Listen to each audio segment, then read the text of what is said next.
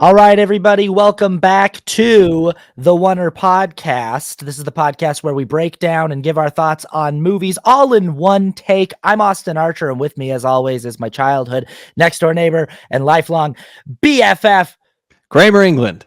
What's up, dude?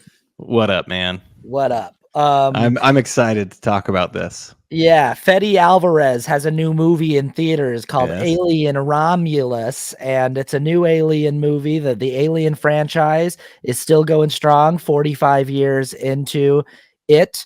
Has it been 45 years? 1979. Wow, 79. Oh my goodness. 1979. Wow. So at the time that we're recording this, it's been 45 years of Alien movies.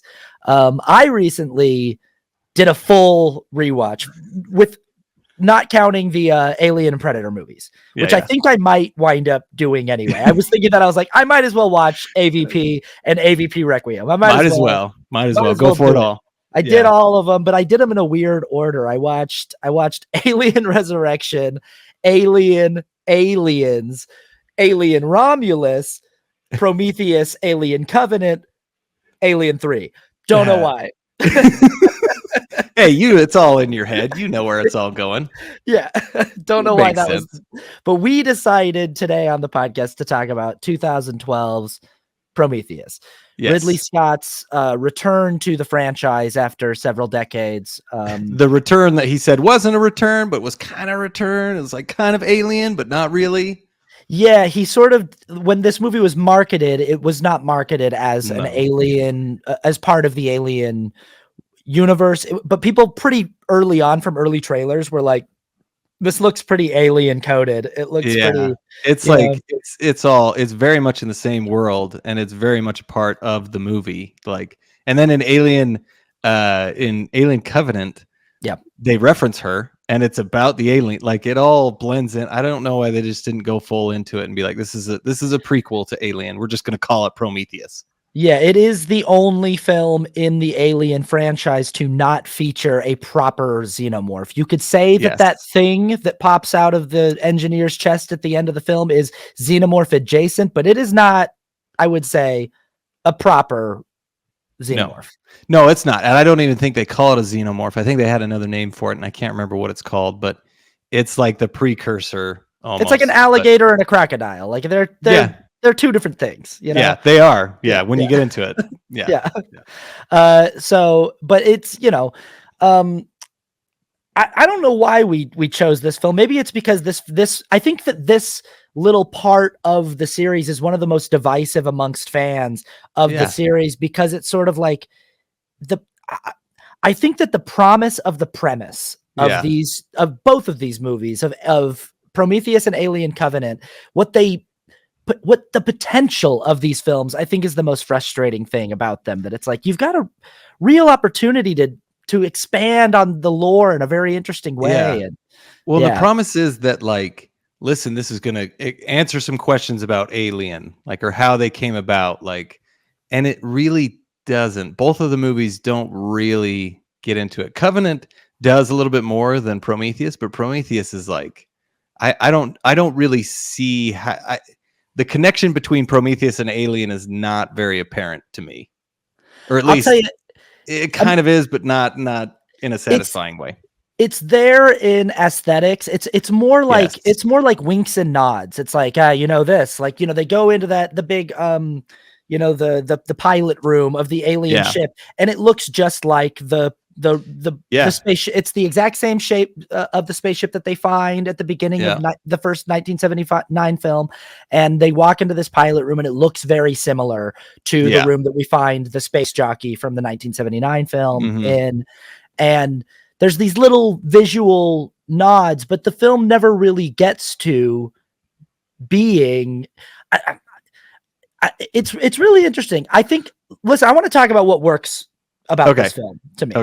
Before we get into picking it apart, because I actually, when we said we were going to do this, I said I really like Prometheus, and you said I don't like Prometheus, and so we decided to rewatch this because it was like, oh, this will be interesting because we're going to disagree. And then in the context of this full rewatch that I did, I was like, yeah, actually, I think Prometheus, it's not as good as I don't like it as much as I remember liking it. It's sort of just Yeah. a frustrating film. What I do like about Prometheus, the reason why I think I enjoyed watching it in the theater and why I have enjoyed subsequent rewatches in the past, there is a certain je ne sais quoi in the filmmaking element that Ridley Scott brings to these films. He brings a certain gravitas to these films. He manages to give the world a grounded feel. The characters feel rooted in something. The acting feels grounded. The whole feel of the movie, you can tell, is a much higher quality than pretty much all the other ones besides Alien and you could say Aliens. But you can just tell that it's just, he is a great director. Everything is it's just like, you feel like it feels like a movie. There's a lot of really great stuff about it, but there's a lot of really bad stuff. So yeah, I totally agree with what you're saying. Yeah, from the opening shots of this sort of prehistoric Earth that the movie opens, and we're sort of doing this, like, these amazing panoramic shots of like a pre-life Earth, like before there were complex multi-celled organisms on Earth. We're seeing this like barren landscape of these beautiful mountain ranges and lakes, and it's gorgeous from beautiful from the jump. And the movie, pretty much the entire way through, is really well shot and looks really great. It's the first film of like it's the first Alien film of the modern era where they're able to really make good use of modern visual effects. You watch Alien 3 and it's like they're doing a lot with a digital version of the xenomorph in that movie, and it's like, you're not ready for that. Like in 1992, we weren't ready to do that yet. I think they should have stuck with the practical effects for that film, but they make really good use of I'd say a good amount of the effects in this film are still practical, and there's still a good amount of practical creature design, but the digital effects don't take you out of it. They look good. Everything looks really smooth and it's a very visually stunning film. And again, from the jump, from the opening moments, I really have always liked Mark Streitenfeld's score for this film. Yeah, it stands out. Yeah, it's like, it also stands out in the series. The other score, so it's interesting. In this series, each movie sort of has we did a different director for the first 3 films, and also each film had its own musical sound. Like there was a different score for Aliens. The first 4 had different, and then you get to Prometheus, and there's this very like hopeful score, this musical score that's really beautiful and almost like triumphant. And it is. I think it's good, but I noticed it a lot more this time watching it. The score specifically, like, okay, this sounds like, I know the sound, and it is really, it sounds really good, but I'm also kind of like, it sticks out. Does it stick out a little too much? Because I noticed it a little bit, because it does feel, but there's only certain parts. So I wouldn't say that it's horrible or bad, but there's certain parts where I'm like, this is it sticks out a little too much, but honestly, it's great. The score almost seems to be like making fun of or toying with the characters and the audience, because it does. Because the characters, the story of Prometheus is these scientists think they have found a map pointing them to the location of the whatever beings, whatever alien life was the original designers of life on Earth. So they think we can get in a spaceship and we can go and we can meet our makers. We can meet the people who designed life on Earth. Really cool premise for an Alien great movie. Premise. Yeah. Very interesting. And this score seems to be emulating this main theme in Prometheus, like this hopeful mission of faith of, we're going to go and meet the people who designed life on Earth. And it's this very like hopeful, almost religious, spiritual sounding score. But as we find out, that's obviously not what winds up happening. That's not where the map leads. And they get, punished for going on this quest to meet the gods. And in that way, the score and the early parts of this movie are sort of like taunting us on a rewatch. Like, it's not actually this beautiful thing. They're heading to their doom. And the score is almost playing with our expectation there. And I think you're right that could be a tonal thing that fights what the movie wants to do. Yeah, a little bit, but it still is good. I recognize it, and I like the score. I like how it sounds. So because the score for the first 3 Alien movies tells you what you're about to watch, or the first Yeah. 4 movies really, Yeah. you know. And it's not like there was any mystery. Anytime people went to go see an Alien movie after, you know, they knew they were watching a space horror film. I think we knew from the trailers of Prometheus that we were watching something that was going to turn into an Alien-esque horror film. But I don't know. I still dig that. Early on, we've got really standout performances immediately from Michael Fassbender, who is just great in everything he does. And this is one of my favorite things I've ever seen him in, is as David in both of these films. I love Michael Fassbender. David is an extremely interesting character, and that's why I liked Covenant, was because of David. Like, there's a lot of things that weren't great. I had low expectations, so I enjoyed the movie, but doesn't mean it was great. But David was the thing that made it so interesting, and it's partly Michael Fassbender, how he acts, but also just the character that he is, which is very similar. It's the starting of his character in Prometheus. He's a very, very interesting character with interesting motivations that really reflect like the theme of the movie. So they did a great job with Michael Fassbender and his story and how it ties into the themes of the movie. Well, and he does a great job too. I think that it's one of the most interesting performances of a synthetic in the Alien franchise, where you can really, I mean, Ian Holmes' character in the 1979 film, he's scary. Ash is a scary character because he's just this kind of soulless tool of the company. The company is faceless in that film, and the only operative they have aboard the ship is Ash. And Ash just sort of has this menacing kind of quiet quality to him, where he's this sort of unthinking assassin. He just does whatever the company directs him to do. But David is one of the first synthetic characters that really seems to have his own agenda. And it's very, it doesn't seem like anyone's telling David what to do. It seems like David is going rogue, genuinely on his own accord. And that's really menacing. Yeah. And the thing that, like, on rewatches, the thing that I kind of thought about David is like, he's an earlier model, which I think they kind of get into it in Covenant. He's an earlier model, and they gave him a little more leeway in what he could and couldn't do, and it backfired.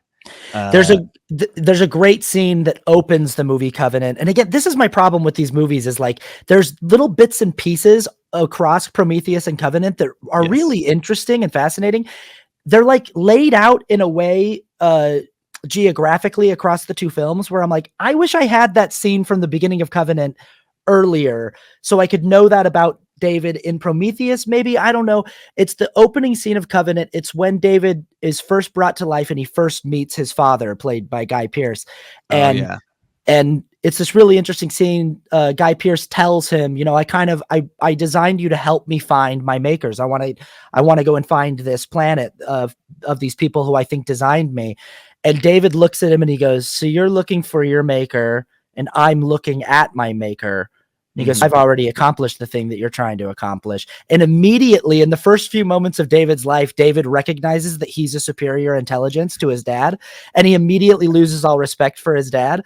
And it's like this, and you see Guy Pearce recognize, like, oh no, what have I done? You know, like, and then he's like, well, play me a song. Do what I say. Like, go play me a song at the piano. And David's like, okay, what do you want to hear?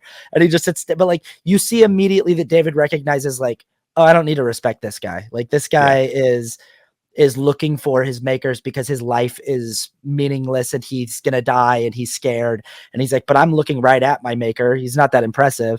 I think I'm more impressive than him. I don't need to, you know, so like from the jump, David sort of has this like secret idea about who he is and his place in, but you don't find that out till the beginning of another movie. You know? Yep, I agree. I don't need to say more than that. But it's still, you know, I guess it's interesting that Fassbender can show us that without us having to see that scene, that we can watch that in his performance, that there's something about this character that's, because like Bishop, for example. Bishop is a good synthetic. We like Bishop in the movie Aliens, but Bishop sort of explains that he was designed to be useful to humans and to be like that he was given protocols that he's not allowed to do anything that, Bishop's one of these synthetics that like his whole reason for being is that he is there to serve and help the team. Bishop seems to have a sense of self. Like he doesn't really like when people put him down or talk about him like he's not real, but he still is, for all intents and purposes, just sort of doing what he's told to do and there to help. I think that David is the first synthetic character, maybe the only one, who really seems to have his own thoughts and ideas. Yeah. Yeah. And I think he's the most interesting character for sure in this movie. He is. And it has gone on, and I really do like, I like his character, and he plays it great. So yeah, he's more interesting than the other. I was going to call him replicants, but that's Blade Runner, the synthetics. Another Ridley Scott. Very similar. Similar things, but he is a great part of this movie. So visuals. I like the score. I like Michael Fassbender. And I like the premise. I like the idea of humans in 2093, pre the events of the first Alien movie, sort of embarking out to find their makers on this like spiritual quest of sorts, and accidentally running afoul of an alien species that was messing around with xenomorph DNA and stuff. I think that that's really interesting.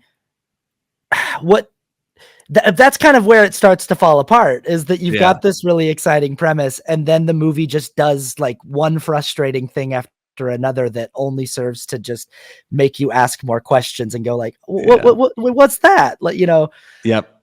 And there's too many characters that make decisions that do not make sense other than the fact that, we want to kill them. And we want to make this interesting. And it's like, no one would do that. Like there's another way to get to the scary killing scenes without having the characters act like idiots. So annoying. So having just watched this entire franchise, so it's kind of a franchise staple to have characters do things that are stupid. And it's sort of like a staple across all the movies that there are characters who like make stupid decisions and go into rooms they shouldn't go into and have too much confidence about a situation that they probably shouldn't be. It's like, even though in the first movie, I mean, Sigourney Weaver she's sort of the voice of reason across the franchise. She's always the one who, like, she's the one in the first movie who says, we can't let them back in. It's it's quarantine protocol. If what's his face has some weird spider thing attached to his face, we can't let him in here. And obviously that makes sense. Ash is the one who overrides her and lets them back in. And Ash obviously does that under the directive of the company. But also, like, the fact that Tom Skerritt, the captain, and this other woman aren't like, no, Ripley's right. We got to leave him out here. We can't bring him back in. We don't know what this thing is. We love this guy. He's one of our teammates, but like, we can't bring some alien spider thing that has wrapped its tentacles around our friend's face onto our ship. Like that, it's just immediately, it's this thing where like, everyone's like, oh, Ripley, you were going to leave them out there. And I'm like, what are you... He's smart. Everyone should be like, hey, no, we can't have that thing in here. We don't even know what that thing is really scary, whatever it is, and I wouldn't want to be on a ship with it. There's a scene early on where Sigourney Weaver is chasing Tom Skerritt and trying to get him to back her up and being like, hey, back me up. This is not protocol. And he turns around and he says, listen, I just do what the science officer tells me to do. It's not my department.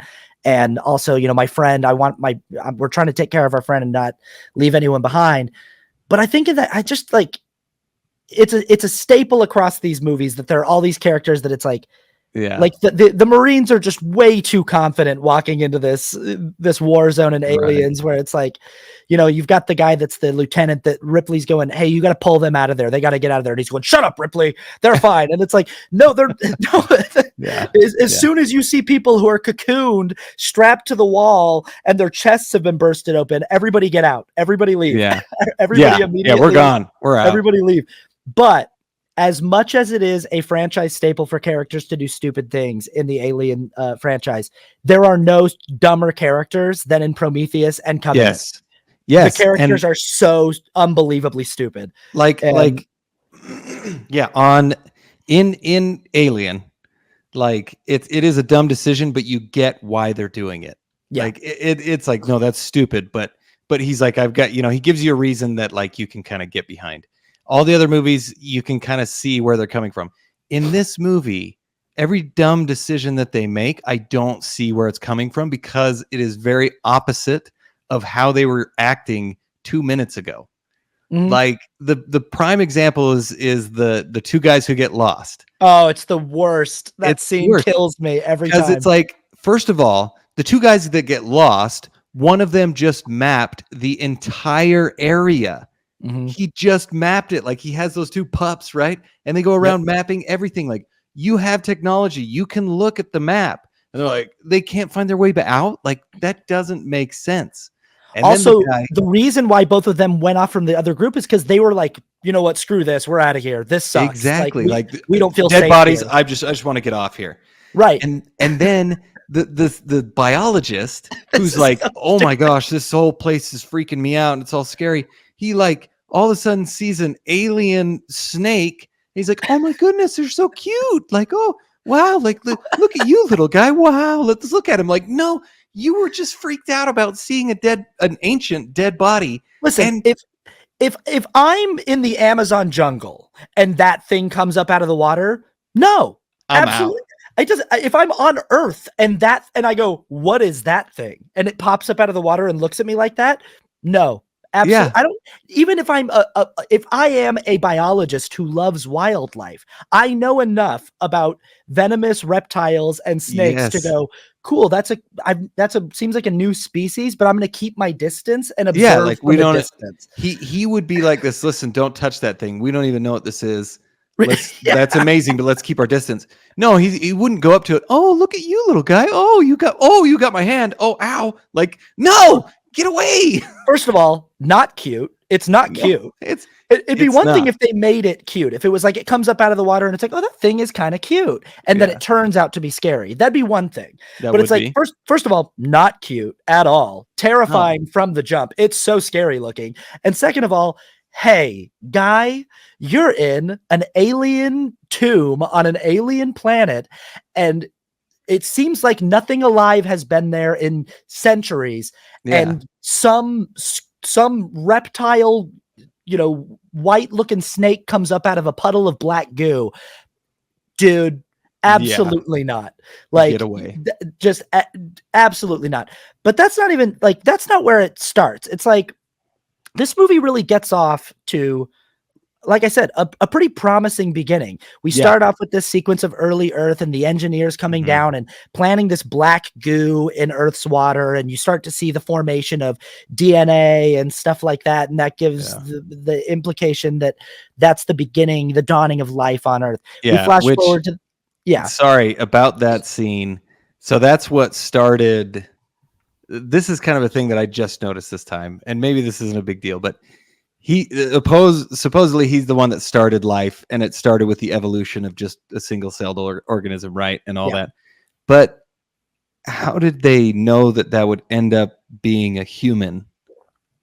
I don't think maybe they it's did. just like, they turn out exactly. I don't know. It's just kind of a weird thing. Like, I understand it led to life, but how did it lead to? How did they know it was going to lead to humans that looked exactly like them, just smaller and with hair?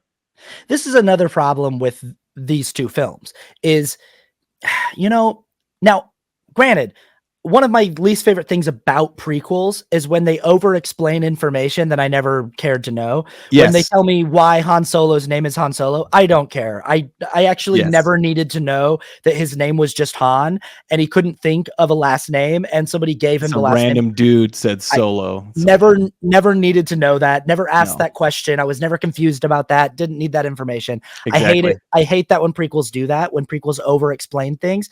But the Alien franchise is actually a franchise that when people thought of the idea of a prequel that would sort of give you a little bit more of an insight into the lore of where the xenomorphs come from and what the genesis of, how did the company know to go to seek out that crashed ship in the 1979 movie? How long have humans known about xenomorphs, and how did we first come into contact with them? These are questions that I think fans of the franchise are interested in.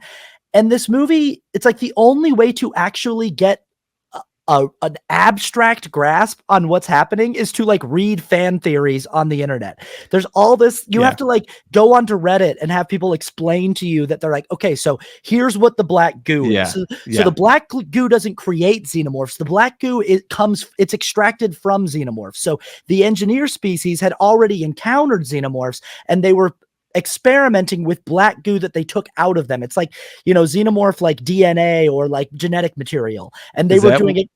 Is that what that actually is? So that's what I've read online, and there's little clues to this, like the fact that on the engineer planet there are like murals depicting xenomorphs and stuff.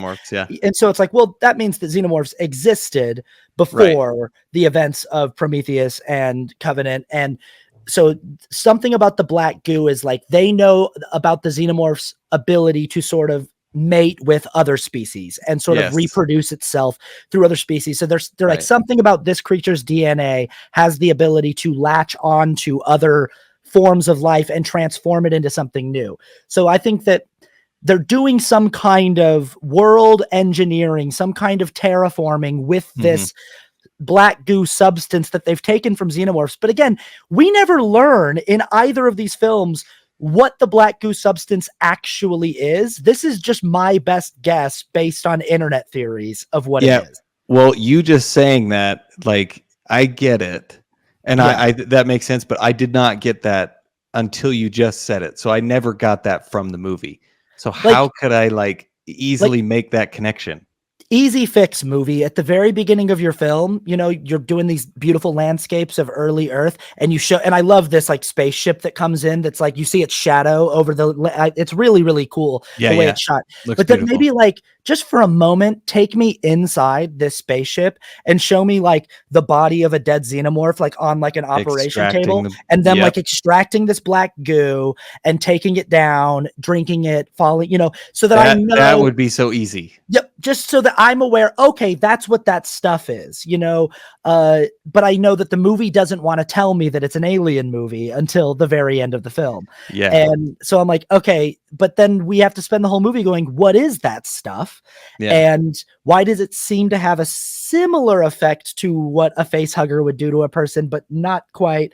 And, and then like, it doesn't even tell us in Covenant what it is. We never really get a real good grasp on what's happening there.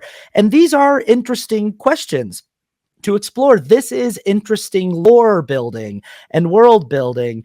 But instead we're just like, okay, the black goo is just something that does something. And we don't really know.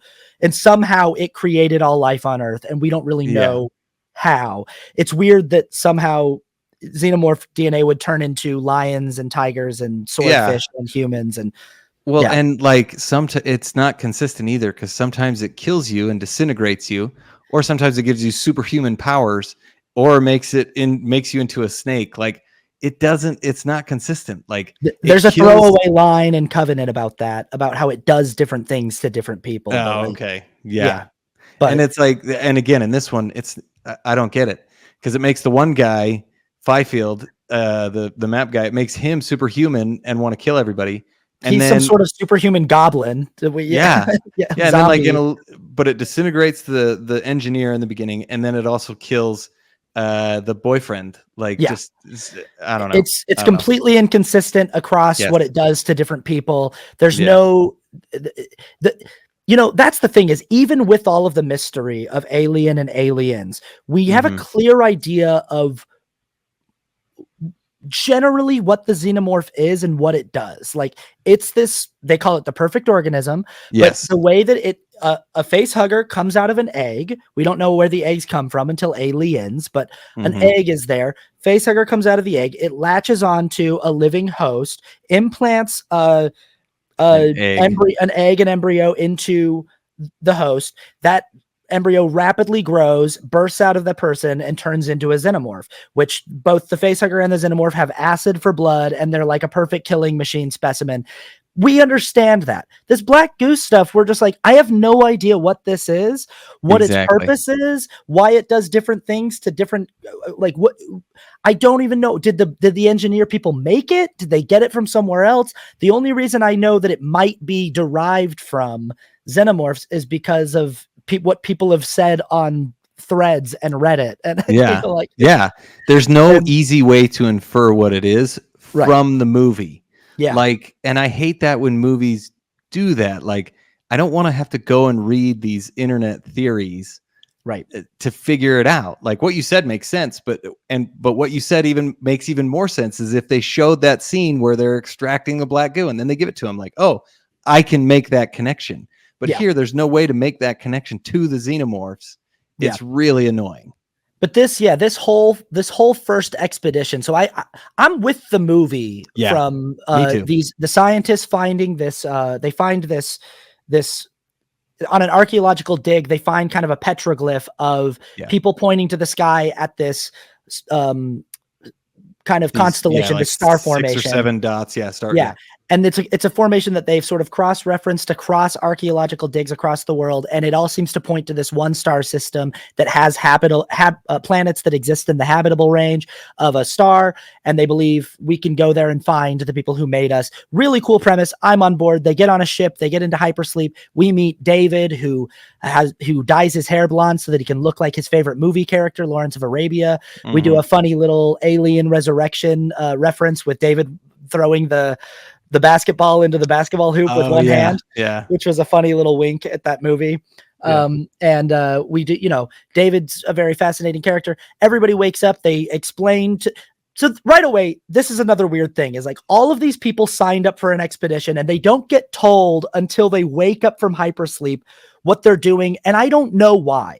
I'm just why does Weyland-Yutani need to hide that from them? Why can't the Weyland Corporation just say, hey, listen, this is what we're going to do. We're going to pay you this. Like all of these people keep saying like, well, I'm here for money. I'm just here because I get paid. It's sort of that blue collar worker thing that's always existed in the Alien franchise. But I'm like, what, the biologist guy wouldn't have come along for a chance to meet the people who started life on Earth? He would have been like, absolutely not. Like, it's just weird. It's weird that the movie is structured the way that it is, that they have that they can't just have everyone know what they're there to do.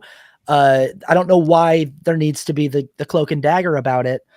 And this is again, characters just behaving in ways that you're like, I don't know. There's no real reason why they would do that.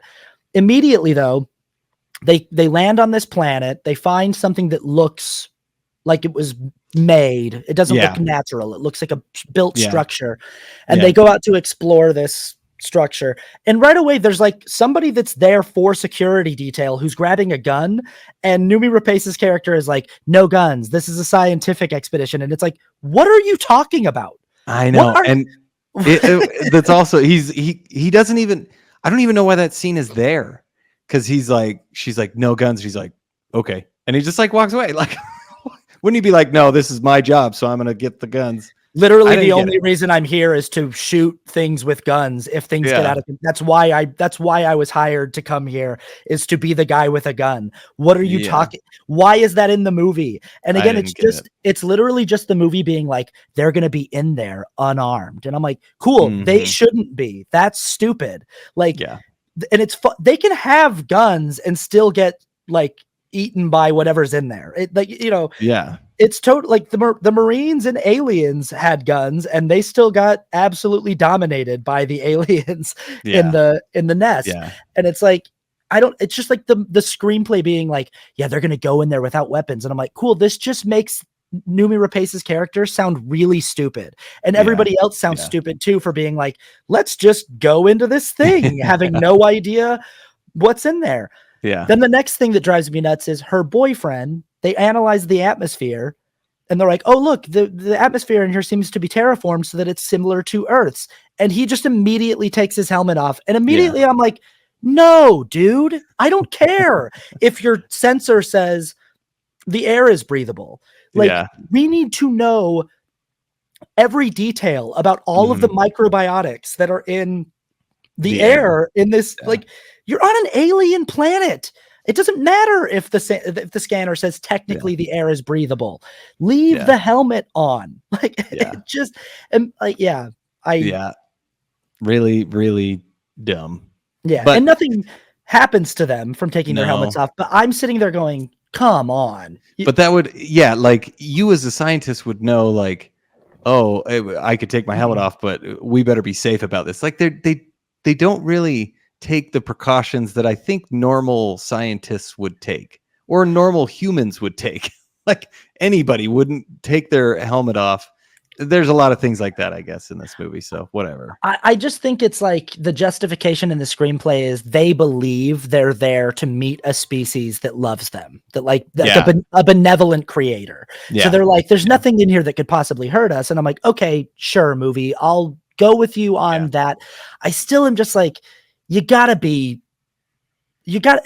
want to believe your characters as like scientists first, who are like, hey, we got here because we're really smart.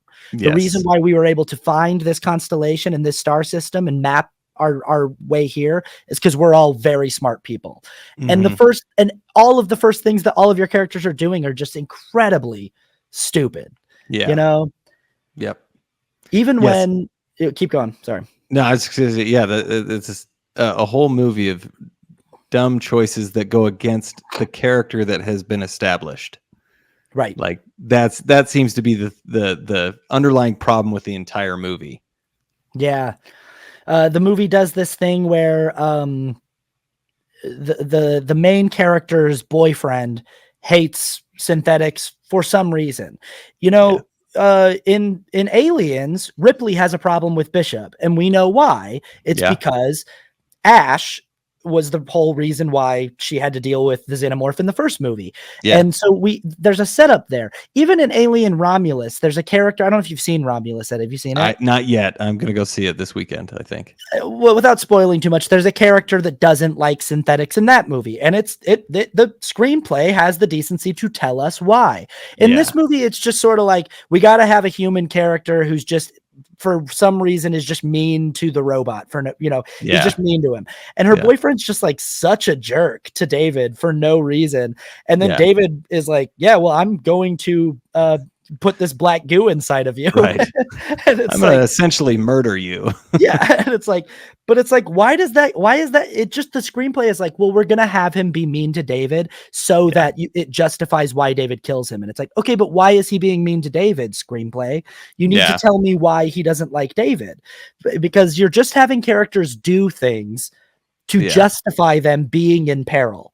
But you need to tell me why they're doing those things in the first place. You know? And pretty early on, I mean, they go into the structure, they find like a recording that plays out in a weird way, but they see that all these aliens were leaving, they're running from something. One of them gets decapitated, and I don't know why they have to leave. Oh, the storm is coming. There's a storm coming. Right. So they got to leave the area, but David grabs one of the vials or the vases of black goo, and then they grab the head and they kind of get back to the ship. And I don't know, like that whole thing is fine. Like I'm still kind of with the movie at this point. But it really, after this point, is kind of where it all starts falling apart, because so much emphasis is placed on the black goo, and I don't even know what it is. And like I'm expecting the eggs that open, but it's not. We've got these vases of black goo, and I'm wondering what is that? Why is that important? And the movie never tells you. It never tells you. Yeah, it never tells you, and it doesn't even give you enough to figure out what it is, what it might be. It's so weird, and I still am like, okay, I don't really know what it is. I mean, we've talked about it, and it makes sense with what you said, but that's not in the movie. There's no way I could have gotten that without having to go and research it and figure it out. Yeah, and we get back to the ship, and we have more characters behaving. I mean, they're doing this sort of autopsy on the head that they bring in. They find out that the head is a helmet. They take the helmet off, and it's like one of these engineers that we saw at the beginning of the movie. Which I like the creature design for these engineers. I think they're really, it's an uncanny valley kind of scary thing where it's like they're like weird humanoid, very strong. One of the theories that I read online about the black goo is that the engineers specifically that we see in Prometheus, because if you watch Alien Covenant, when David goes to the engineer planet, they look different on the planet than they do in Prometheus. And one of the theories is that the like militarized engineers are engineers who have spliced their DNA with the black goo. And that's why their bodies are sort of biomechanical and they have like, you know, like they're sort of, they've like maybe microdosed on the black goo and they've turned themselves in. I don't know. Again, the movies don't actually give us this. We just sort of have to fill in the blanks because the screenplay doesn't give us enough to even make guesses. But they take this helmet off, they find this head, and these two scientists are doing this whole autopsy just with cloth masks on. And again, I'm like, I think you need to be in like a biohazard suit. I think you need to be completely protected from whatever this thing is, because you just don't know. So even though you've got a mask on and you've got gloves on, you can't. It's the same. It happens in Alien too, where like Tom Skerritt and Ash are just sort of like, they're just playing with this spider face hugger thing. And I'm like, guys, you don't know what that is. Yeah. Don't touch the dead alien. That thing could have super space AIDS in it that like is airborne. And like, you don't know, you know, you've got to assume that an alien thing has microorganisms living on it that could kill you. You know? Okay. So here's the other theory that I thought was interesting, because the head, I kind of gathered this time watching it, but there's a theory online about why the engineers are mad at humans. And this is another question in the movie that we just don't know. Right. But we don't know. Yeah. So the theory is that because they say this is the only thing that gives it away. They say like, oh, it's been dead for about 2,000 years.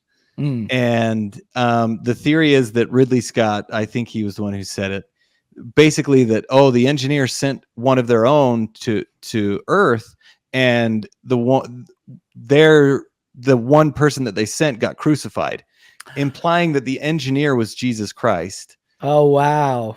And that's why they're mad, is because they crucified the person that they sent to help them get better. Listen, if that's the case, I'm like, hey, I'm here for it. But put it in the movie. Like you got to show me them finding out that Jesus Christ was an engineer. And I'm like, I'm sure that some people would go, oh, come on. But I'm like, but hey, at least it's something. It's something. It is something. It is something. And so, okay, so you had never heard that theory? I'd never heard that before. Okay, and there's no way that you could have figured that out from just watching the movie, right? No, so Noomi Rapace talks about her faith, that she's a person of faith. Billy Crudup talks about being a person of faith. Neither one of them ever mentioned which faith. And because it's the future, I'm like, is this some weird like future cult faith? I don't know what you're not saying Christianity specifically. At least Noomi Rapace has a cross, at least. So I'm like, at least I can sort of go with sort of that. Christian. Some Christian denomination. But I'm like, this movie, hey, if that's actually what it is, that like Jesus Christ was an engineer that was sent back to like, and he was misunderstood and crucified, and they're like, but also I think like, so the engineers, they killed one engineer and they're like, all right, forget them. Like, we're going to destroy them. We're going to destroy the entire planet. And I mean, I think they kind of realized like, oh, maybe we shouldn't do that.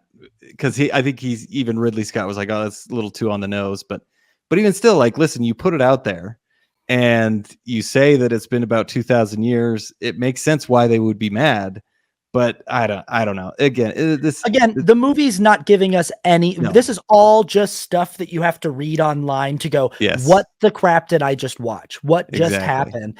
And that's the big problem with this movie is, as a prequel, there's all these questions in the 1979 film.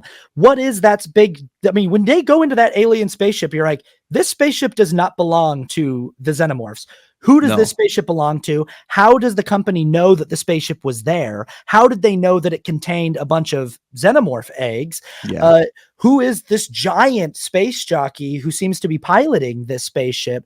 And then when we get to see one of these ships and we get to meet this kind of alien species that is the space jockey species, but we don't learn who they are, why they designed life on Earth, why they're mad at humans, why they're trying to kill all life on Earth, what the black goo is. We have to just fill in all of these blanks. And I'm like, I know that it feels like the screenplay might be really exposition heavy if they were trying to give us all of this information, but I think they could do it in like a couple images. Like they could literally just be looking at pictures on the spaceship of, or, you know, when they're watching the playback of the, you know, there's these video playbacks of memories on the ship. They could see a video of them doing an autopsy on a xenomorph. And since it's grainy, it's like, we can't tell, like, is that a xenomorph? Is it not?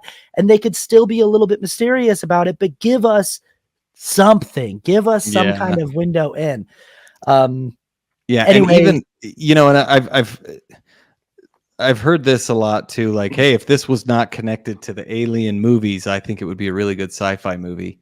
And I think there's some truth to that, but also I don't agree with it because it still doesn't answer any questions to anything. I think you're totally right. Even if this wasn't connected to the Alien franchise, it would be a great premise that's frustratingly doesn't ever come together.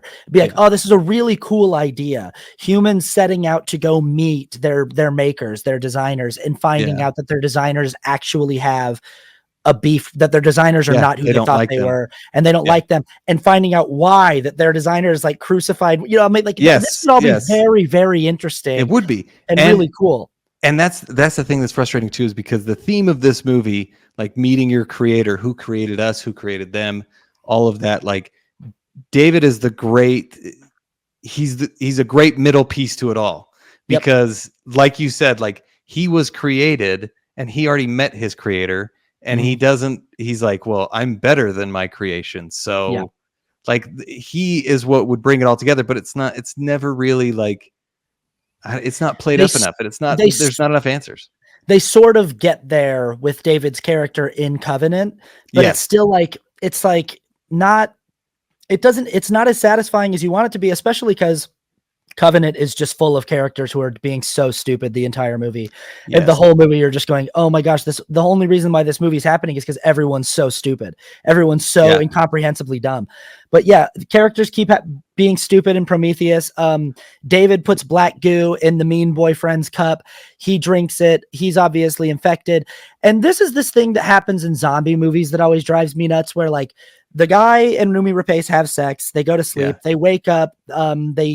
They decide to go back to the alien spaceship, and he wakes up and he knows he's not well. He knows that something is wrong. He even looks at himself in the mirror and sees a little like squid, like a little microscopic like squid leg, kind of like a worm, crawl into the pupil of his eye. Immediately, if you're that guy and you're a scientist, you tell everyone on the ship, hey guys, I don't know what's happened, but I think I've been infected with something from the spaceship the other day. I took my helmet off in there and I was breathing alien air. I think I should be quarantined. But instead, everyone's asking him, hey, are you okay? And he keeps going, yeah, I'm fine. Don't worry about it. It's like, what? Why? Characters do this in zombie movies all the time, where they know they're turning into a zombie and they just lie to everyone else. Like, and I just was hoping it wouldn't happen. I was hoping I'd be different. I'm like, hey, you're on an alien. You're the first humans, presumably ever, to make contact with an alien species. And the first day after you took your helmet off in an alien spacecraft, you woke up and saw a little worm crawling around in your eyeball. Buddy, it's time to tell everybody on the ship, I'm so sorry. I think I need to go into quarantine and we need to evaluate what's going on with my body. Instead, he just goes, no, it's good. I'm fine. Don't worry about it. It's all good. And then when he's already there and dying, he's like, oh, I'm not feeling good. Yeah, it's like, you weren't feeling good when you woke up today. Yeah. And even on the drive over there, she asks him, she's like, are you okay? And his face is like, he's got like black veins bulging out of his forehead. And he's like, yeah, I'm good. Don't worry, babe. It's like, I'm good. I'm good. Don't question me. Yeah.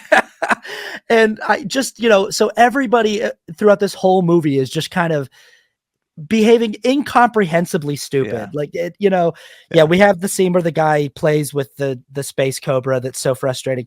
But they go back to the spaceship. And they go back to the structure, right? And then like they find the dead snake charmer.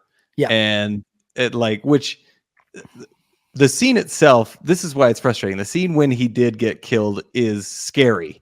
It's really scary, but the way that they went about it was frustrating. But anyway, it crawls out of his mouth and just goes away, and then we never see it again. But then that's when the boyfriend gets sick, and they run back to the ship. And then Vickers, who we haven't talked about, Charlize Theron, which I really like Charlize Theron. I think she's a great actress. But this character is a little wasted in some ways. But she's there, and she kills the boyfriend, which I actually... Yes, rightly so. I actually really like this scene. The scene was really interesting because he willingly gives himself up. She kills him, and then Noomi Rapace, she does a great job. It's a really cool scene.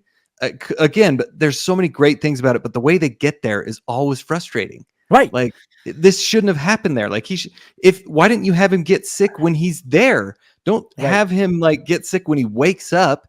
Have him in there, and then he's doing fine, and then it happens.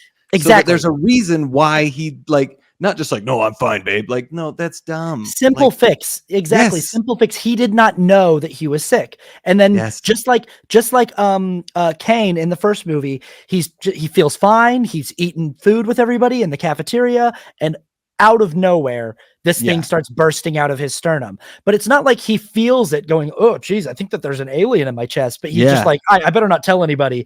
He has no idea, and neither does anybody else. And that's why the scene works. It'd be so much better if, they're just suiting up. They go over to the ship, and then all of a sudden he just goes, oh, something's not right. And why can't you do that, movie? Why can't? Why didn't they? It's a dumb. It doesn't make sense, and it is an easy fix. Another thing that's an easy fix. Yeah. But I mean, they kill him, and then everybody just kind of starts getting killed at this point, right? Everything goes downhill. Yeah, this is where the movie really starts ramping up into its third act, and everybody's getting killed. And the one guy is a weird zombie goblin with superpowers. We have no idea why. He just is. He shows up crawling like a spider, or it's really his weird. Legs are over his shoulders. None of this is explained. They come outside and his legs are over his head, and then he unfolds and turns into this big orc with zombie. He can jump and he can fly, and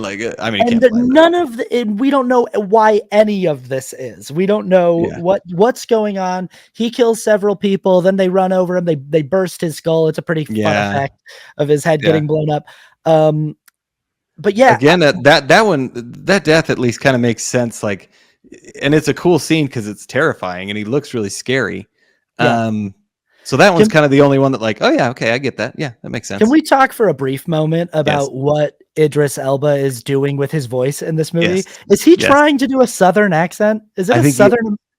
It's bad. First of all, I got to say this. I love Idris Elba. Me too. He is awesome. Yeah. He should have been James Bond. That would have been really cool at one point, right? And I love all the movies, but his accent, why not just make him British? Because he sounds great. Why is he not just using his regular voice? I don't get it. I don't get it either. It just it takes you out of the movie. Every time he spoke, I was like, what is he doing? I was like, is he trying to be American? And then I was like, no, but I think he's trying to do a Southern accent. Yeah. And it's bad. It's bad. Distracting. The accent is bad. I do like his character. Yeah. But that's probably just because I'm biased because I really like Idris Elba. So and again, his accent is horrible. His character and the guys that are the flight crew, they're kind of the callback to the original Alien flight crew. They feel like space truckers. They feel like hired hands, blue collar. Yeah.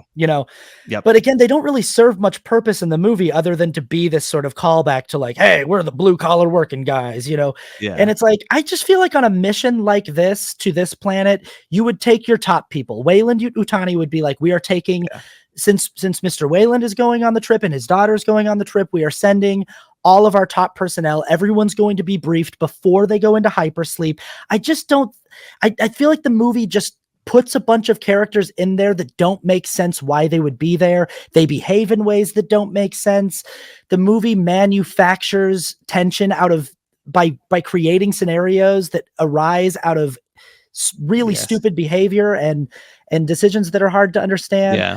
There are a few, I mean, I really like this sequence where Noomi Rapace gives herself a C-section in this. So, and that's the thing we forgot, because she's pregnant. Yeah. She's pregnant. And it's growing extremely rapidly. Yeah. Now, this sequence is awesome. Yeah. She does an amazing job at just like building the tension, just with how much pain she looks like she's in and how much she's sweating. She does an amazing job as acting in this scene, right? Like, and it makes it very interesting. The dumb thing, this is a little thing, but like, why did you have to say that this machine is only calibrated for males? And then it's like, she does the surgery anyway. Why? Right. Why was that there? Also, it was in Charlize Theron's. Yeah. That thing where literally when that happened this time watching it through, I was like, oh, come on. I just was like, I think what they're trying to say is that thing is actually for her dad, who we don't know yet is on the ship. And it's this reveal that her dad is on the ship. And I'm like, yeah, but couldn't they just have a surgery pod that works for men and women? It literally is just the movie going like, oh no, this thing's not going to be able to do it. It's like, okay, she's just going to get it. And then it works anyway. It works anyway. So it's like, it could have just as easily been, she says, I need an emergency cesarean section. And it goes, okay. And it gives her a cesarean section. It would have been just as intense, it adds nothing to the sequence to be like, oh no, it's only calibrated for men.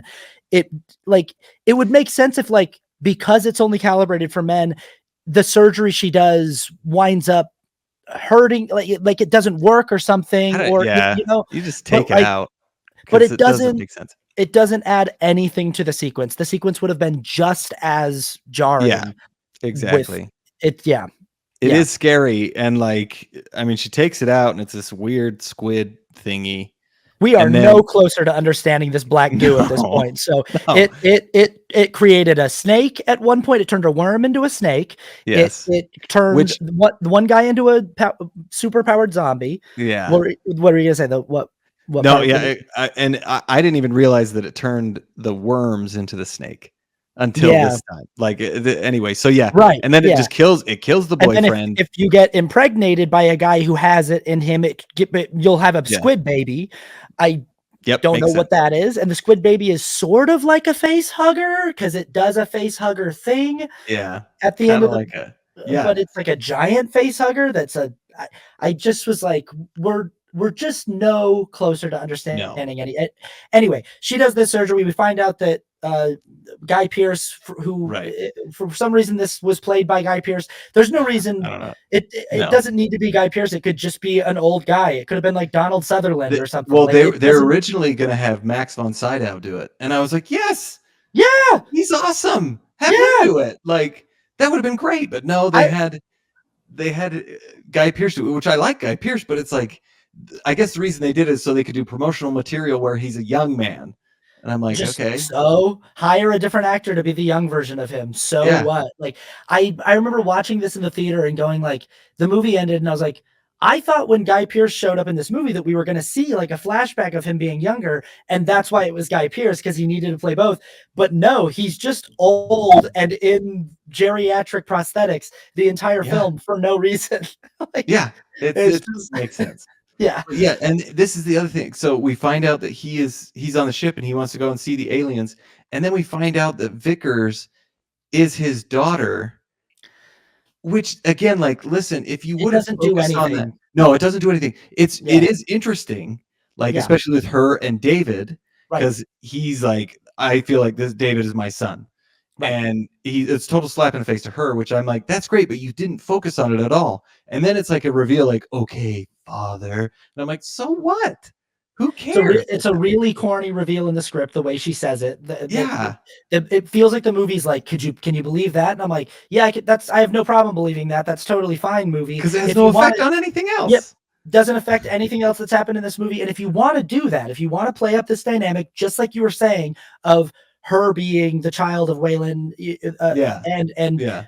having this sibling rivalry, just tell me. Just tell me at Yeah. the beginning of the movie that she's, Yeah. Waylon's daughter, and she feels jealous of David because he seems to regard David higher than her, and that Yeah. she and David have this weird relationship. Just tell me, so I can watch that play out throughout the there's no reason Exactly. for this to I be. think honestly, in the first time I saw this movie, I didn't even realize that that was really her father.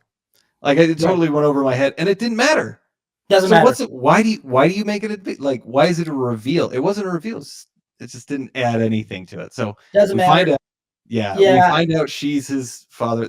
They go to meet There was an engineer in stasis, right, in like Right. hibernation. So they go back. They wake him up, and then David talks to. This is where the movie just got laughable, and I still laugh at this part because the engineer rips off David's head, smacks Wayland with it, and kills Wayland, and then he starts trying to kill everybody. And that was it's like, I don't know why that's Yeah, he just bad. starts going kung fu mode on everybody in the room and just starts throwing people around, and he's clearly super powered and can Yeah. and but the movie just doesn't we don't have enough information on anything that's happening to know why any of this is happening, and we don't even Yeah. get that information by the time the credits roll. So we're watching this, it's the climax of the film. We wake up this engineer, we're finally meeting our makers, and in the audience I'm excited to learn a little bit of information here. I'm Yes. excited that David's going to have a little back. And I'm like, hey, Because he can talk to movie. them. And again, David knows their language. I'm like, Yeah. hey, movie, give me like 3 exchanged lines between the engineer and David, because David starts speaking to him and the engineer looks at him kind of surprised, like, oh, you know my language. And Yeah. then instead of saying anything back to him, he just rips his head off and starts killing everybody. But I'm like, hey, tell us at least what David said. Like, show us a subtitle of what David said, so Yeah. that we, and then maybe it's like a quick exchange between the two of them, and we go, oh, that sounds kind of menacing what he just said back, and then he starts killing everybody. Yeah. It just give us something. give us something to sort of have some kind of set up an interaction where we as the audience go, oh wow, this is actually kind of cool that like Yeah. we're talking to the people. This is actually a pretty cool moment. And then have that conversation.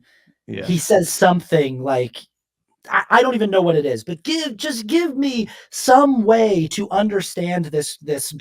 If you say anything, all you really need to say is something about being disappointed, right? Yeah. I'm disappointed in you guys, right? And that would go into this whole theme of like meeting your maker and being disappointed with David and with Vickers and like everything, like disappointment in your creation. And like it would fit, like that would be great, but no, he just rips off his head.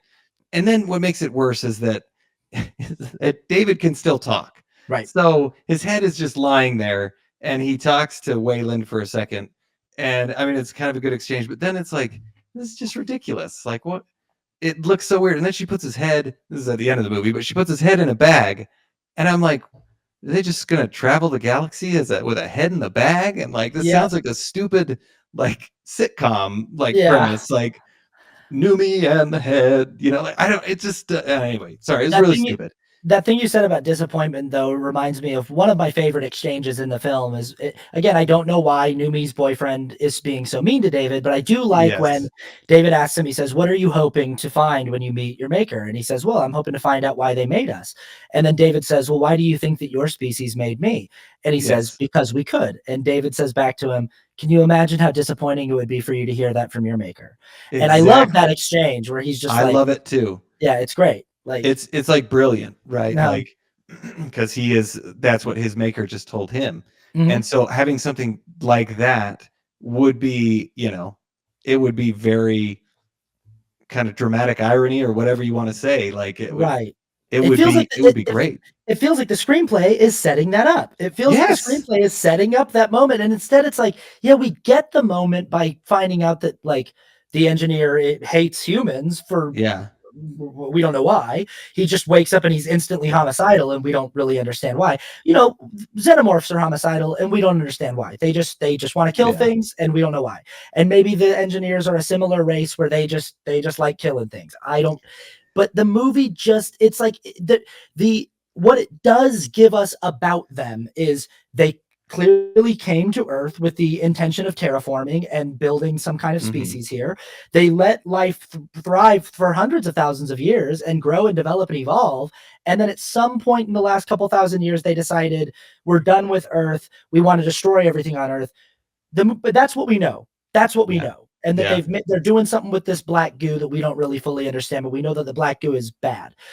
And that's it. But we don't understand why they created life in the first place, why they decided to get rid of it. I mean, I think that's kind of there's a scene a little bit earlier than this, right before they go and meet the engineer, and Idris Elba is telling Noomi Rapace, he basically sums up the movie, which is they were developing weapons of mass destruction, it turned on them and they died, this was probably a military base, and that's it. And on watching it this time, I'm like, yeah, that's it.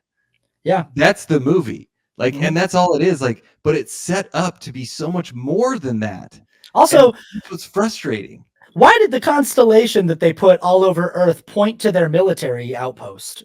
Exactly. What and why did they? Why? Like it said, she says it's an invitation, right? But that's what it looks like. It looks like, hey, come out here. But it's just like, actually, that's just like a random military outpost where we develop weapons. And it's like, why'd you send us here? It's like, on the off chance that one of us was still alive and we could kill you when you got here. What? Yeah. what? Okay. What? You could just come to Earth and kill us there.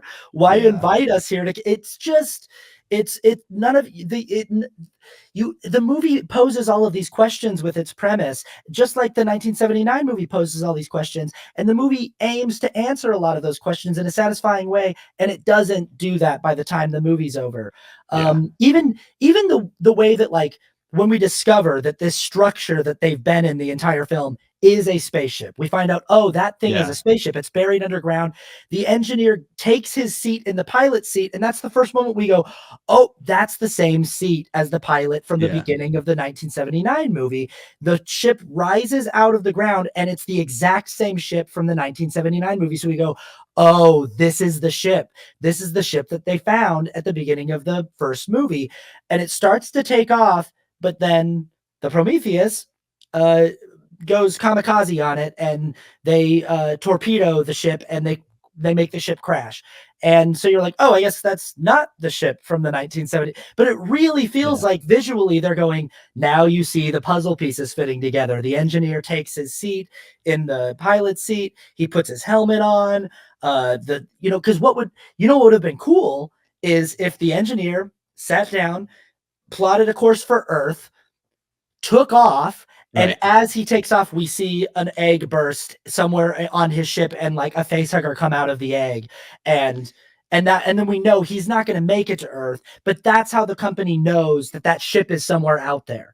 And like maybe David placed the egg on his ship or something. Like, I don't know. I'm just saying somehow we connect we connect the dots between the two films. Alien, because this movie is not set on the same, like you said, it's not set on the same planet. No. As Alien. It's a different one. But what you just said too, again, would like, oh yeah, that's interesting. Okay, that's how it got there. But no, they don't do that. Like, it feels like the engineers are going to win. Like, he takes off and he makes it out of the atmosphere, and he is plotting a course toward Earth, and you're like, oh no, they're going to go kill everyone on Earth. And then as he's doing that, he gets attacked by a face hugger, and he has to do an emergency crash landing on the planet that they are. Alien. Yeah, exactly. And it's like, cool. That to me is more, that's more satisfying to me. These two movies are so frustrating because the way that first of all, we have more characters behaving stupidly. The alien spaceship that's basically a big donut comes down and lands on its side and starts rolling. This is the dumbest. Okay, this is probably the dumbest thing about the movie, because Vickers and Noomi, I forget her name, Vickers and Shaw are there, and they're like running from the spaceship that is falling down. and they run in a straight line. And it's rolling toward them like a wheel. Yeah, but this is the dumbest thing, is that Shaw falls, and all she does is rolls a couple times, and she's out of the way. And then Vickers just gets smashed. Like, just run to the right. Like, there's nothing there. They even keep showing wide shots. And I'm like, just go to the right. Just go over there. I think every person that watched this movie in the theater, the entire theater was going, well, what are you doing? Just go. That's exactly what we were doing. Like, just move over there. All she did was roll. She just rolled a few times. That's all you need to do. It's literally the scene from Austin Powers where the guy stands in front of the steamroller and goes, no! For like 5 minutes. And then, that's what it is. Like, just walk out of the way. Get out of the way. Like, why didn't they stick them in a ravine where they couldn't go up the edges, and like they had to run straight? Because it's like, you can't go to the right or to the left because you will also get killed. But it's like, no, there's some debris falling, but just go to the right. You got way better. The amount of kills in this movie that are just the movie being like, we're going to force these characters to die. Sorry, pardon me. I just burped. They're going to force these characters to die by forcing them to just be so impossibly stupid. Yeah. And it's, like I said, it is a staple of the franchise to have characters do stupid things that are kind of like head-scratchingly dumb. Yeah. It is no more. It's the most present in Alien Covenant and Prometheus. The characters in these movies are so incredibly stupid. It's wild. But even after this, we get this one more extra scene that's kind of cool of Noomi Rapace has to go back on this escape pod that is crash landed, and she's got to go back in to get something. I can't remember what. I think she has to get supplies or something. Yeah, supplies or something. And her squid baby is in there, and it's grown very, very large, and it's very scary. And she hears David over the radio telling her that the engineer is still alive and he's coming for her. And this is I kind of like this little beat here. It was pretty cool. She has to kind of fight the engineer, and she sicks her squid baby on him, and the squid baby envelops him like a giant, envelops him like a giant face hugger and impregnates him with a tentacle, and it's all very, gross and body horror, and and she escapes. Again, I dig, even though I think there are better ways to connect the tissue between this movie and Alien. Yeah. I'm not. I hear what you're saying about her traveling the universe with this head in a bag. I kind of like the idea, though, of setting up a sequel where she says, I don't want to go where he was going. I want to go where he came from. I want to go to their planet, and I want to find out where they're from, and I want to find out that she sort of decided, you know what? There's nothing for me back on Earth. There's like, my fate exists in the stars now, and I'm gonna die. I'm going to die pursuing this answer. I am interested. There's hope in the idea that we're going to get to see Elizabeth Shaw actually get to go to the home planet of the engineers. Yeah. Well, and then we start at Alien Covenant. It's like, nope, she's dead. Yeah, like, that's the thing. Like, okay, you're setting up a sequel. It does sound like an interesting sequel. Like, okay, well, maybe we can get the answers we need there. But then, Covenant is like, oh yeah, I killed her. She's not in the movie. Like, I performed experiments on her. Like, not only did I kill her, but I killed all of the people that we were setting up, that we were coming here to see. So before the movie even started, I killed her, and I killed all of the engineers on this planet. Yeah. So all of the stuff that we were setting up in the previous film, don't worry about it. The only continuation, the only connective tissue we get in both of these movies is David, and that's why he's the best thing in both of these movies. But it's not enough. No. Yeah. It's like they started with Prometheus and they didn't have a great reaction. It was very it seemed like you said at the very beginning, like very divisive. And then they're like, well, let's make Alien Covenant and kind of go back, like not worry about it, like, and try to make this other. It's, I don't know. They tried to course correct and it didn't work on either of these, Prometheus or Alien Covenant. Like it's a weird movie that doesn't seem to know what it is and it shows you so much hype, and then it does not deliver on it. Now, this movie was originally written by John Spates, I think, right? And then they hired Damon Lindelof. And now, first of all, these two writers are extremely talented. I've never written a movie, so I'm not a writer like they are. So that they're extremely talented, but Lindelof has a reputation of doing this in almost everything that he does. Like Lost, he helped a ton on Lost, and that's kind of like you're posing a lot of questions that you never give answers for, or you never give inference to what the answer could be. And so, like, dude, I'm sorry, this is a problem that you have. And you know, again, he's extremely talented. He's, if he ever hears this, he's probably gonna hate me, but I'm sorry. Like, my favorite Lindelof show. Have you seen his Watchmen series on HBO? No, I've heard it's awesome, and I would like to see it, but I have not seen it. I think it's the best. Well, I really like The Leftovers too. The Leftovers has a lot of unanswered questions, but I kind of like the mystery of The Leftovers. But the Watchmen series it's the most like everything's buttoned up and everything connects, everything makes sense, everything's like really, really solid in that series. It's really good. And again, like, he's done some awesome stuff, but I've read a few quotes of his, like, you know, he says sometimes you give them too many answers and people aren't happy, and then you give them not enough answers and they're not happy.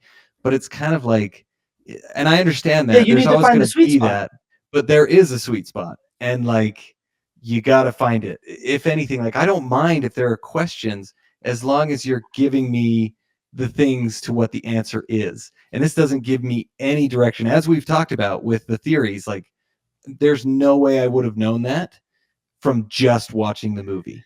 Yeah, because there's one more moment that happens in this movie that we haven't covered, and it's the very end stinger. We go back to this engineer who has been impregnated by the giant squid baby, and he's writhing on the ground, and an alien bursts out of his chest, and it's this long-headed gray alien that resembles a xenomorph, but is not a xenomorph. And it has a little mini mouth that bursts out of its bigger mouth. Xenomorph, like a xenomorph, but it's decidedly not a xenomorph. And this does not answer any questions. It only poses more questions. I remember the first time I saw this, I just went, okay, so is that like the origin of the xenomorphs? Was that like the first evolution?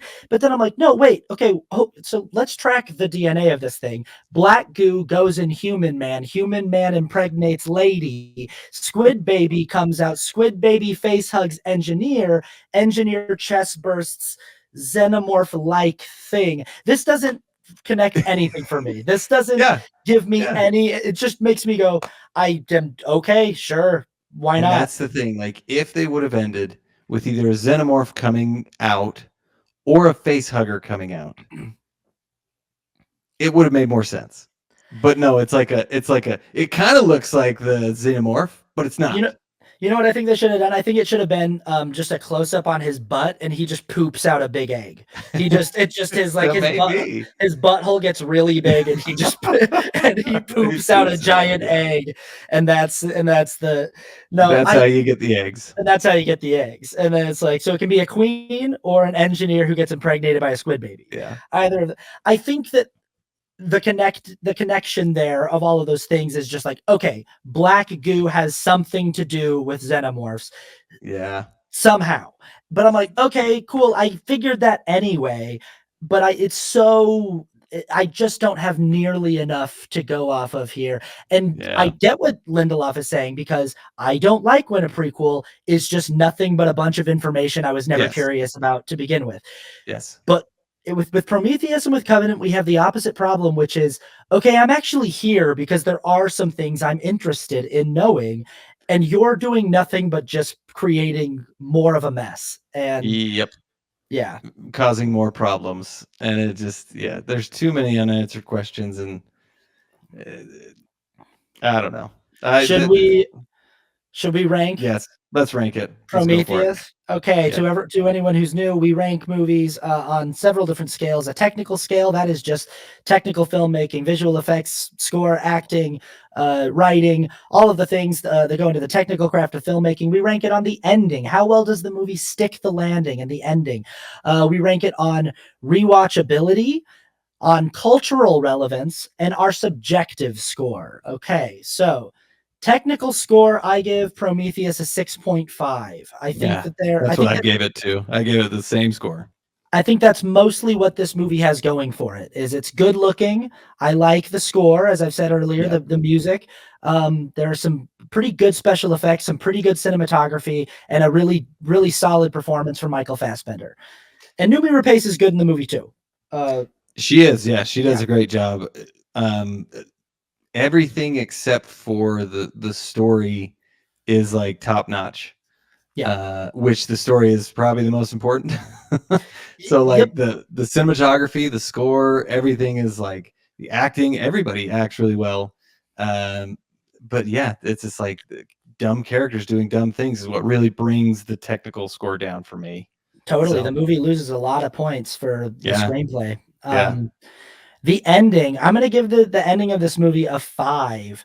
I think the reason why I give it a 5 is there's enough here by way of entertaining set pieces. I'm thinking of Shaw fighting with the engineer on the escape pod, and I'm thinking of, even as confusing as it is, the sort of the chest burster of the xenomorph adjacent looking thing. There's enough entertainment value to say, that's a pretty, they definitely ramp up things in the third act, but it's so frustrating how much this third act doesn't satisfy, doesn't yeah, bring everything together in a way where this movie had the potential to end and everyone goes, whoa, that yeah, was, I really didn't know how they were going to tie this together with Alien, yeah. but they actually, this movie just sort of ended and everyone went, I guess this is related to Alien. I like Kind of. I yeah, I Yeah, don't know what's gonna happen next, but I guess I'll watch yeah. another one. So I give it a 5. Yeah, I am a little more harsh and I give it a 4, but for the same reasons. Mhm. It's like even like it sets up it sets up so many things. And like you said, if it ended with like a xenomorph coming out, it would have at least been like, "Oh, okay. Okay, that's kind of how it happened." Like that makes sense. But it doesn't. I mean, the Yeah, set piece is cool and like it looks really good, but it doesn't deliver, and then it just like leaves you with a lot of questions still. So I gave it a 4. I don't think it stuck the fair. landing at all. Rewatchability, I gave this a 6 with Okay. rewatchability because even though this was my least favorite rewatch of this movie I've done, I think this was the 3rd or 4th time I've seen Prometheus all the way through. Right. And this was the time that I was the most just like, yeah, it's not doing it for me this time. I still am like, as a fan of the Alien franchise, there's enough visual candy for me to be like, I can have this on and enjoy it for what it Yeah. is. Yeah. As stupid as the characters are, as kind of head scratching as some of the plot points are, there's enough going on screen that I can. There's enough moments that I'm like, I like that. That I give it a 6. Yeah, I gave it a 5 mainly because like I mean on rewatch it is something you can just kind of rewatch, but it also makes it frustrating because I still want those answers. But in the rewatch, you can kind of get a few more things if you read the theories online. Yeah. But I shouldn't have to do that, so I Right. gave it a 5. If you want to be a huge nerd about it, you can try to like really dig in and see if there's more to be found. Yeah, yeah, yeah, yeah, Cultural relevance. I will say it's hard for a movie in the Alien franchise is like such a important yeah, franchise to cinephiles and to film fans and to science fiction fans. yeah. So it's hard for an Alien film to show up and for it not to have cultural relevance. And people, as debated as Alien 3 is, whether it's terrible or good, people talk about that movie still today. People talk about Oh what yeah, it, how oh yeah, the way the Alien 3 is a departure stylistically from the first two films, and people talk about Alien Resurrection, as weird and bad as that movie is. It's hard for an Alien film to not have cultural relevance, and yes, as frustrating as this film is, it's still a film that people are debating and talking about online 12 years yeah, later. So I give it a 6. I dock it points just for being, I just wish that it added more to the franchise rather than just adding more confusion to the franchise, but I'm giving it a right. 6. I went low. I gave it a 4, Okay. mainly because it's. I mean, we're talking about it. You can always have a good conversation about it, but it's such. I don't know. Like of the Alien movies, it says it's kind of not an Alien movie because it doesn't even have Alien in the title, right? Right. And it kind of connects, and it's like I don't know. It just doesn't seem to like. It's not divisive. Like the third one, I guess, is not divisive, but everybody's kind of like, man, that movie wasn't good, but there were some elements. This is like kind of all over the map. So I don't know. 4 felt appropriate for me. Yeah, I mean it's weird. It's like I can give this movie props for doing something bold. Like, I mean, you're doing an Alien movie without Yeah. face huggers and without xenomorphs. Like Yeah.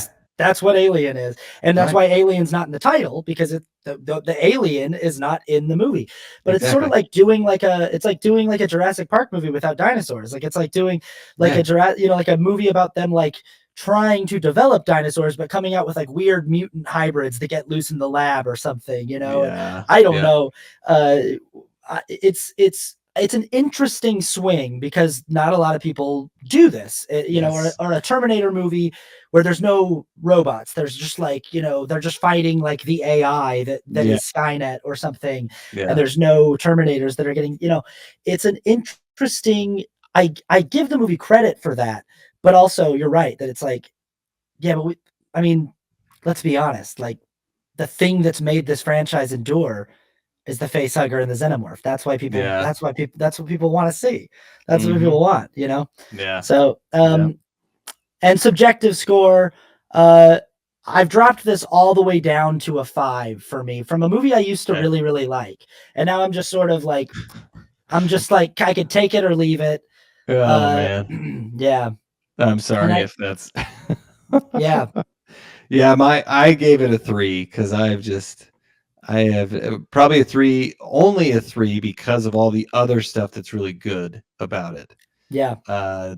Michael Fassbender, the aesthetic of it feels amazing, you know, the production design, but the story it makes me so frustrated every time.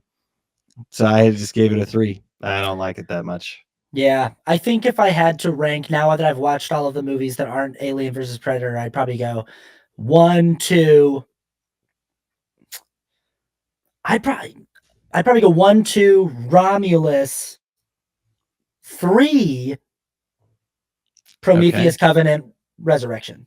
I'd probably get so Prometheus is right. It's right in the middle there, but those back 3, I'm just sort of like, yeah, you know, like you know, but I liked Romulus, and I actually rewatching 3 recently. I really respect 3 for being its own thing, for being its own weird thing. There are good things about it. I think it was just so unexpected, but it's. I have not seen Romulus yet, so I'll go see that soon. But Prometheus is. I liked Covenant more than I liked Prometheus, just because David was so interesting. But I mean, that's David kind is interesting. Covenant's got these characters that, like, again, they land on this planet and they all just walk onto this planet with no protective gear, no gloves, no, like, they don't have masks on. They're just walking around, and you're watching all these microorganisms get into their ear canals and into their noses, and I'm like, that, of course, that's what would happen on an alien planet. Like, and it's obviously it's stuff that was planted there by David to get into their bodies. But I'm like, even if you didn't know that there was a homicidal robot that was setting you up to be killed by the black goo, you got to assume take precaution. Yeah, I just was like, oh my goodness, I don't get it. I don't get it. Anyway. But I don't know. That's our scores. It's really a frustrating movie. It's a movie that the screenplay feels like it's doing something that's a lot smarter and a lot more elevated than it is. And I kind of just am like, you know what? Maybe you should just acknowledge that you're just making a schlocky space horror film and not try to be this like philosophical meditation on the origin of life. And if you're going to do that, give me a screenplay worthy of that. Like, deliver on it, you know? Yeah, that could have been, but oh well, we ended up with Prometheus. We can't take it back now.